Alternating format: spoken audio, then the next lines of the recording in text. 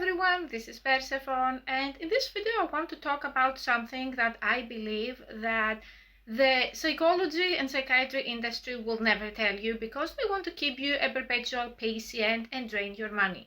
I'm not a mental health professional, so everything I say is just my opinion, and I do not support violence or crimes or scams against anyone. That being said, I'm expressing some very negative emotions because I'm a human being and I'm trying to find a community of like-minded people. And that is that, in my opinion, there are a lot of people who cling to the fact that they have ADHD that could be completely fake, that maybe they have some mild form or maybe they have some severe form, and they may or may not be diagnosed. A lot of them are self-diagnosing, and in reality they are covert narcissists. And they are abusing you during the entire relationship, and every time you try to talk about it, you are being labeled as irrational, as an ableist, as someone who doesn't understand what they are going through, and you end up in an extremely isolating and horrible place. No one has any sympathy for you, the ADHD partner, and you suffer, and eventually your life gets destroyed. How do I know all that? Is because I used to be married to someone that I believe did suffer from ADHD, but all of the problems in our marriage stemmed from his covert narcissism, not from his ADHD, and also from a set of beliefs that he used to have with the blessing of his extremely abusive, extremely narcissistic family that I had to realize on my own that nobody told me, and every time I tried to look up for advice, the advice was all horrible and wrong. So if you're watching me right now and you find yourself in an ADHD marriage or relationship, I'm sorry, I've been there. I know how terribly isolating it is, and I know the deep shame that comes from the fact that you married someone who is entitled to extreme executive dysfunction, essentially, to not being a productive member of society, not doing anything, and having the whole pass of essentially being a parasitic force in your life. And I'm going to start this video by explaining the advice that all the so-called experts are going to give you that is actually ruining your life. And the first advice is, oh, you have to start making a game out of household chores, make it fun for your partner, get all of these applications and get all of these reminders to help them, be there for them, do more for them, ask them how you can better support them. There is no faster way to kill your sex life in a relationship than to establish a parent and child dynamic. I would be so happy to do all of that if I had a three-year-old toddler and they were in kindergarten and I would try to teach them how to put their plate on the sink. But for a grown man in his 20s, 30s, 40s and beyond, I'm sorry, I'm not his mother. He should have learned these things. Also, how was he surviving before me? There are two possible scenarios, answers to that, both horrible. Answer number one is that he has always been a parasite to someone else, like his mother, his ex-girlfriends, and so on. And it doesn't mean that he's going to change for me because I'm not special. And scenario number two is that he is capable of doing these things, but only if he's absolutely forced to do so. Otherwise, he's dumping them on me. I may say something that sounds harsh now, but no one is entitled to a relationship. So if you can't function in life, if you can't do the dishes, if you can't hold down a job, if you can't stop being on your phone playing games 11 hours per day, the solution isn't to have a partner who is going to be codependent and going above and beyond to help you. The solution is to stay single, get meds, go to therapy, and work on your issues. So the advice that they say that you should start making fun of everything that needs to be done, I consider this extreme emotional labor for the ADHD partner and also very unfair, because I have to come up with all of that stuff and burden my day for someone that essentially should have been more responsible for their own challenges. Advice number two is that you should communicate your boundaries better. Unless someone has been living in the mountains their entire life, they know the basic rules of human decency, manners, how to behave to a person that you're supposed to love, and so on. So why do I have to communicate to a person that, hey, playing a game 12 hours straight and screaming at your teammates on the headphones while completely ignoring me is actually hurting me? Or, hey, I didn't marry you to be the sole breadwinner and have to do OnlyFans, and other things that I don't want to even repeat to keep us afloat, because you are never going to get a job. My ex had actually the audacity to tell me that if something has not enough dopamine, I'm not going to do it. What an amazing way to sail through life. To say that, hey, I'm only going to do the fun stuff. The rest, I don't care. You do that. I didn't sign up for this type of marriage, but if I say that I have ADHD, you're so ableist, you have autism, you lack empathy, you don't understand, because I'm officially diagnosed with autism, which by the way is also a disability. So if we do a misery contest, I could also say, hey, I'm disabled and I can't earn enough money for 2 people for the rest of my life. I don't want to. That doesn't matter. The other thing is that people are going to tell you, just leave. For me, it was going to be my second divorce. It was an international relationship. It was an interracial relationship. I had also high hopes that these people can be a family to allow me to extricate myself from my extremely poisonous, toxic, awful, narcissistic family. And in case you don't know it, divorce is the second most traumatic event in the scale of traumas that psychologists have. So I wasn't ready to divorce right away.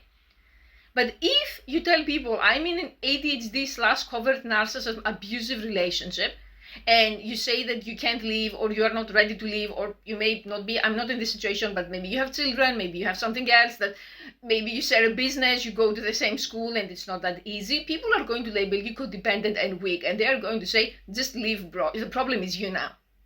My self-esteem back then was so non-existent that I felt completely unworthy of any kind of love or support. Because I was raised in a family where asking for help got you punished, showing weakness got you punished. And having to ask someone to, let's say, pick up after themselves 20 times was extremely mentally draining to me. I wasn't used to doing it. And also there was a lot of malicious compliance and passive aggressiveness in that awful marriage. That he would say things like, you have to tell me how to do it, or I don't see that it needs to be done, or he would do things in a way that it would be so awful that he would make sure that I'm not going to ask him for help anymore. For example, putting a load of laundry in and it's all white and he adds a pink dress and now it's all ruined and I have to bleach it all. So he just doubled what I had to do, and this happened every time. So that's a great way to train someone, to condition them to not ask for your help. And I also made the mistake of going to several subreddits that the people there were also in the ADHD hell/covert narcissism hell with me. And they said, radical detachment, do everything yourself, live like a single person, and reclaim your power. And that sounds so good on paper. I did all of these things. I started to say, well, I'm going to be a woman living with some mentally challenged roommate then, and I'm going to do everything myself. The problem is you cannot run a business and take care of yourself and take care of everything else alone without support forever. Eventually I got literally gravely ill. I almost died. I burned myself out, and he still played games. And I want to analyze something insidious that no one talks about when it comes to ADHD. And I don't believe that obviously everyone who has ADHD has covert narcissism, because I have met people who have ADHD diagnosed and they are exceptional and they try very hard and they feel shame and they don't want to burden anyone, but they were few and far in between. My personal estimation, and I'm not a mental health professional, is there is at least a 70% overlap and comorbidity in ADHD and covert narcissism, and I'm going to explain why. When it came to my ex, who was Korean American, he came from a culture that is essentially very misogynistic, the truth. And in that culture, it was expected that women are going to be essentially doing all of the childcare and home care and be unpaid servants to men while men sit around. So my ex has not been truthful at all to me about his situation and about the fact that his mother was coddling him and essentially shielding him from every kind of responsibility and creating a Peter Pan syndrome situation. And that had led to him internalizing several beliefs that essentially ruined my life.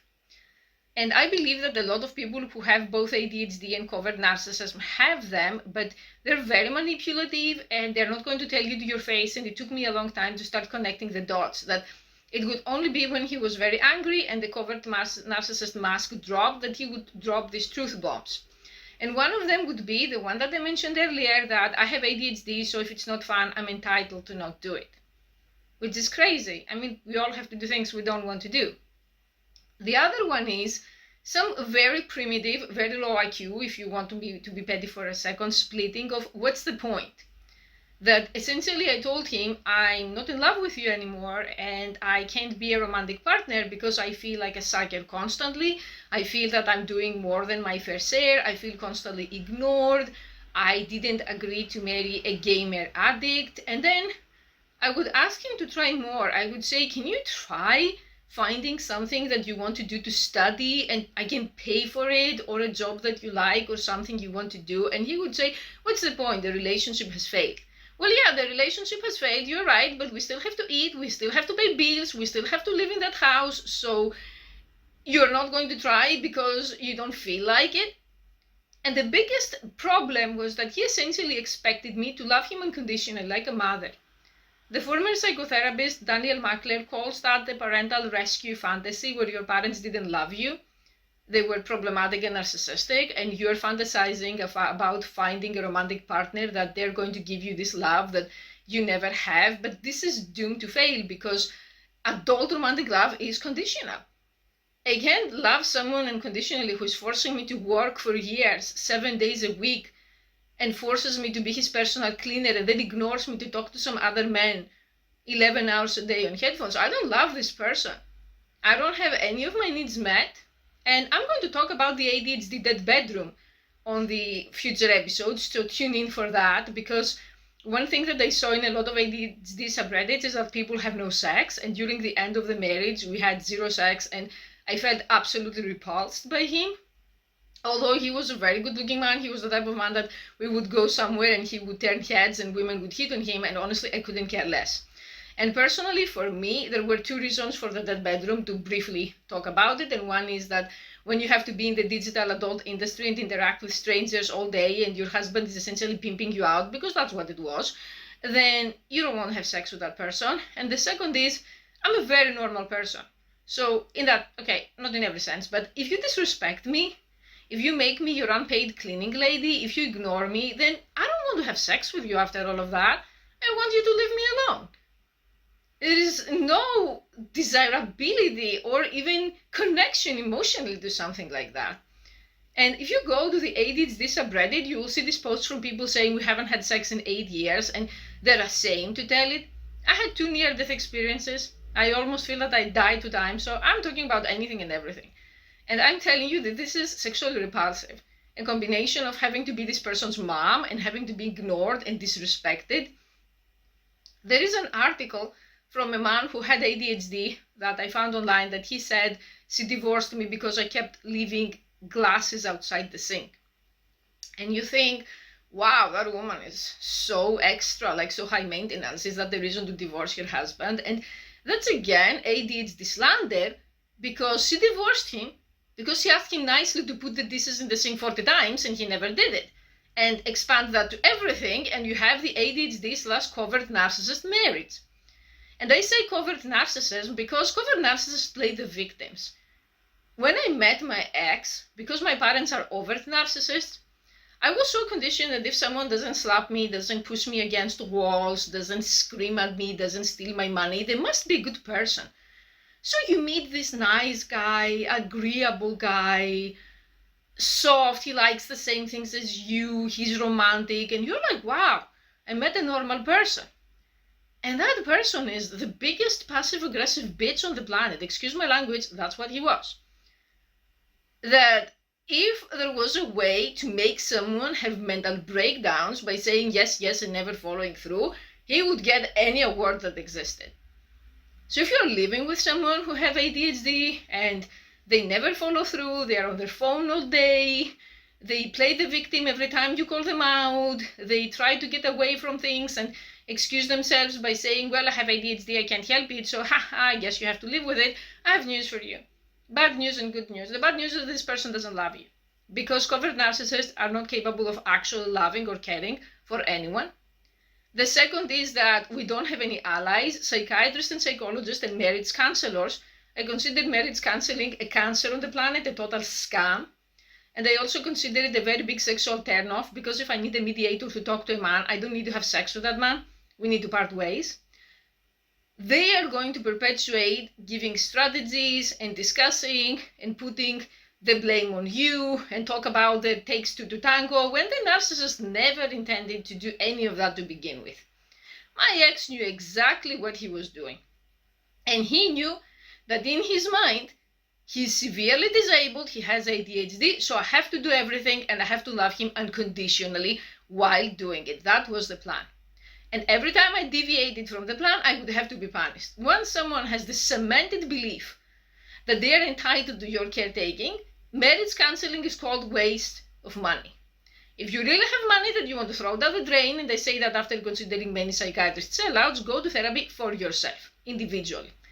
That has much better chances of paying off, because then what can happen if you take the ADHD/narcissist to therapy is they're going to lean to their diagnosis. The therapist is going to give them confirmation that they are disabled, and then you'll never have any kind of even a resemblance of fairness in your life. So if you are watching this, I'm telling you now that I believe that you don't have to expect from a person with ADHD to do everything perfectly. Personally, I would have been happy with effort. I would have been happy if my ex earned 20% of what I earned. I would have been happy if he did 1/3 of the stuff around the house that need to be done. And if he had just ADHD and he wasn't a narcissist, I believe that would have been a possibility. But because he was a narcissist, it had to be me 100, him 0. And this is what essentially destroyed my life. And even now, there is not much known about covert narcissism. And these parasites are hiding in the ADHD communities and in the autistic communities. And this is an actual insult for people who have these conditions, because it perpetuates the stigma against them. I have met people in the ADHD subreddit that they said, I'm never dating anyone with ADHD again. And you can tell that their experience is with a covert narcissism, plastering the ADHD diagnosis to get away with everything else. So no, despite what happened, I don't hate ADHD people. I consider them that they face a very difficult challenge on daily life, and that they don't deserve to have the narcissist contaminating their image and their problems. So if you're watching right now and you have been or you are in an ADHD relationship or marriage, I'm looking very forward to your comments. And if you want me to make more videos like that, please like and subscribe. Thank you for watching.